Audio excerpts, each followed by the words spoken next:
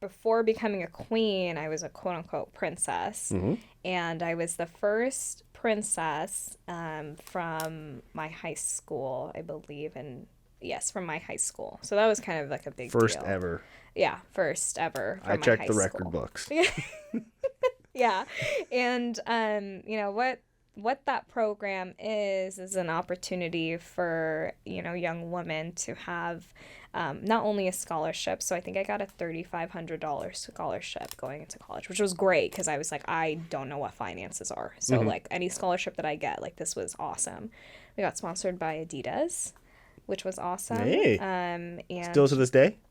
not to this day, no, unfortunately. But during that time, I was. And then just like, again, that community aspect, they're the other princesses to this day, like we still talk and we still catch up every once in a while. And like you really get to develop that bond, especially when you're traveling for 3 months. So we went every single day. I think we had one off day, but every single day for 3 months, we had like traveled somewhere in Oregon. We started off at like Seaside and like going to the coast, and then at one point we ended up in Pendleton, which was awesome because I had, again, like my scope of what the United States was just so small. Like I knew there was Oregon, I knew there was California, and then like the East Coast, New York, Massachusetts, whatever.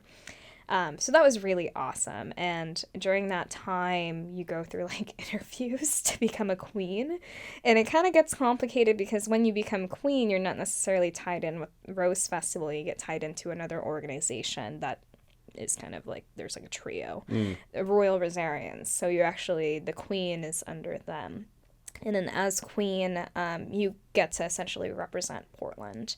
And there's a reason why Portland is called Rose City. And do the research, it's like because of Rose Festival, because of Royal Rosarians, because of Rose Society. Those are the three organizations.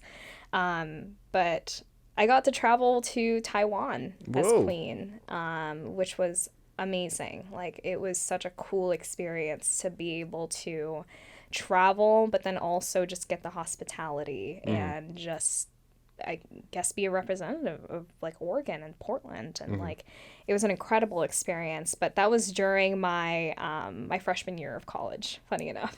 So like, I was crowned queen, graduating to high school, so 2017, and then my queen year was 2017 to 2018. And it was funny when I was going through recruitment, which is the process of like getting a sorority. There, at one point, someone recognized me, Oh. who was a past princess Oh.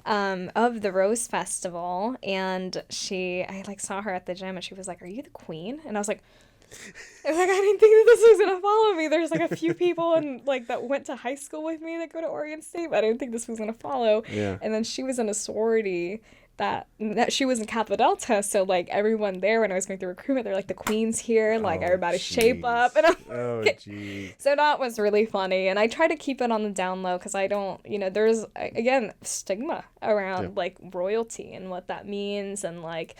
When I was crowned princess, funny enough, like I ended up going to a trip in like Barcelona and Paris, and like I had to leave early, and so that meant that the funds that I incorporated into that trip, since I was leaving early, it got put to first class. Like, so I rode first class for the first time in my life going to Barcelona. Wow. And the whole time everybody called me princess. And, it was all fun and games, but there was like that whole stigma. But anywho, yes, it did follow me in college. It was really awesome being queen, and like I developed really amazing relationships.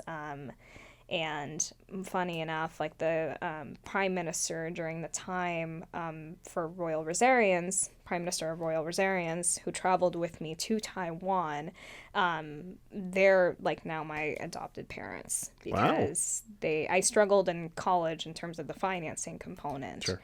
And that was a really big stressor for me leading up to my sophomore year. And they kind of knew the situation and what was going on. And they were like, hey, we want to support you. We want to make sure that you get the education. Oh. And that kind of just spiraled in a good way, to now they've kind of adopted me and kind of brought me into their family. And so I'm very thankful for the Rose Festival and Memorial Rosarians and all that they have done, because it's just like they truly saved my life at that point when I was in college, kind of going through the things that I was back then. So, and with Oregon's, I wouldn't say like, stigma is a proper word, but it's like with Oregon's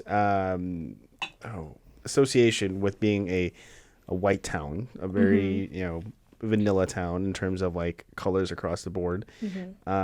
You were in a very interesting court back in 2017 because you had women from Kenya, China, Ethiopia, United States, and then of course the Philippines. Yes.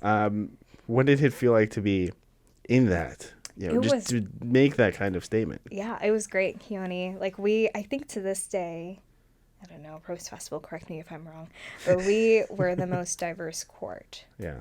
And it was awesome.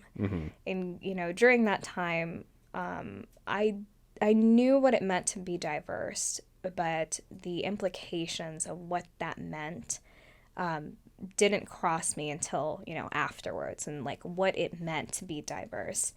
It was really great. However, there were some instances that we were like, oh gosh, like there's kind of the dark side of things, because some people haven't necessarily accepted, the changing demographics of, I guess, Oregon, the world, whatever the case may be. Yeah. There was one time where we went to it was like an elderly home, and we did a few visits. The Rose Festival program has been going on for like 100+ years, and so like people know about it.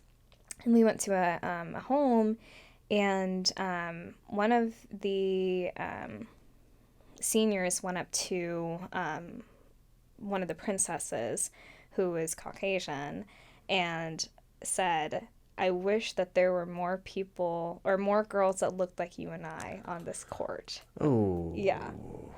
Yeah. Ooh. And we were like, and we didn't know about that until like afterwards, like she shared it with us, and we're like, oh my gosh, like, and that's the reality of it. It's unfortunate, but I think for the most part, again, we talk about this, like, the opportunity to inspire young girls who look like us. And that was the really key thing for me, was people were seeing us. We were on TV. We were like doing the whole thing, I believe you knighted someone?